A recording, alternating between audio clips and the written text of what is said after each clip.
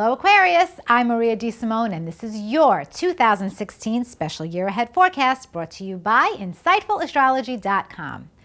Aquarius, in 2016, you really need to pay attention to the company you keep. Let me explain why. Mars, the planet of action and energy, will turn retrograde this year, and he will begin his retrograde phase right in your social 11th house. This happens on April 17th until May 27th, and during that stretch of time, you might have to seriously rethink what's happening in your social life. Are you with friends who support your goals and ambitions, or are you just wasting your time with these people that you're hanging out with? What adds to the importance of this lesson for you is the fact that Saturn, the planet of karma and lessons, will be in your 11th house all year long. So you might even feel like you don't need anybody, that you want to kind of retreat and stay away from friends altogether.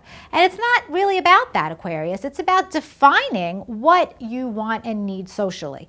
And you are definitely in the kind of situation where it's more important to have one really good loyal friend than a dozen who just don't give a rat's butt about you.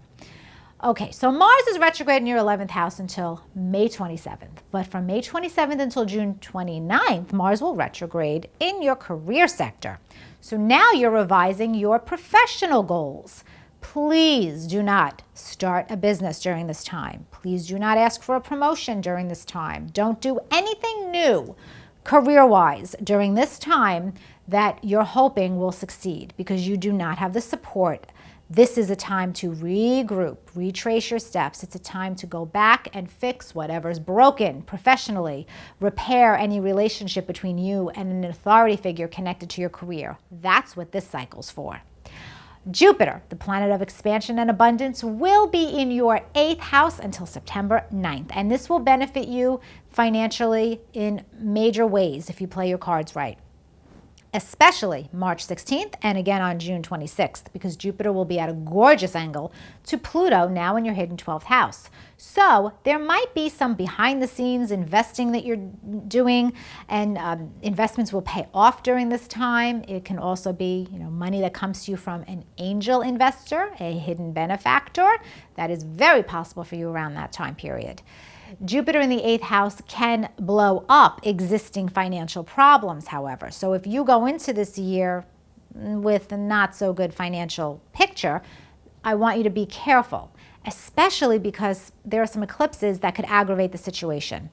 On March 8th, a solar eclipse will be in your 2nd house of earned income. On September 1st, a solar eclipse will happen in your 8th house.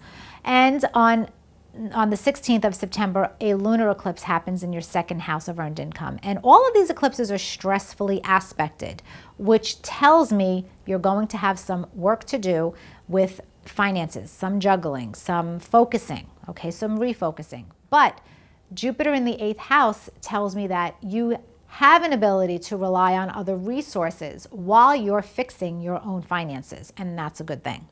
After September 9th, Jupiter goes into your 9th house, and you might decide it's time to go back to school or to take that trip overseas that you've always wanted to. In fact, this opportunity may come earlier, because on the 23rd of March, a beautiful lunar eclipse falls in your 9th house. So there could be a sense of fulfillment, some kind of situation is ending in a favorable way that is connected to the 9th house. And this also might involve a legal matter if you're involved in any kind of legal situation. I do expect a favorable outcome if it's around that time.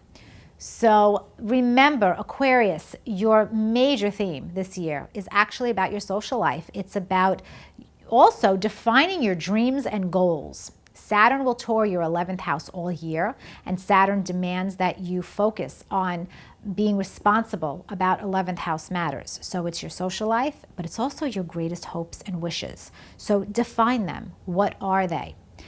And be careful around June 17th and once again on September 10th, when Saturn is at a difficult angle to Neptune in your 2nd house, because you might be tempted to spend a lot of money pursuing your goals, only to realize that that money is just draining away. So instead of spending money on your goals, why not use Saturn in the 11th house to create a solid plan that you can follow to achieve your goals by relying on yourself.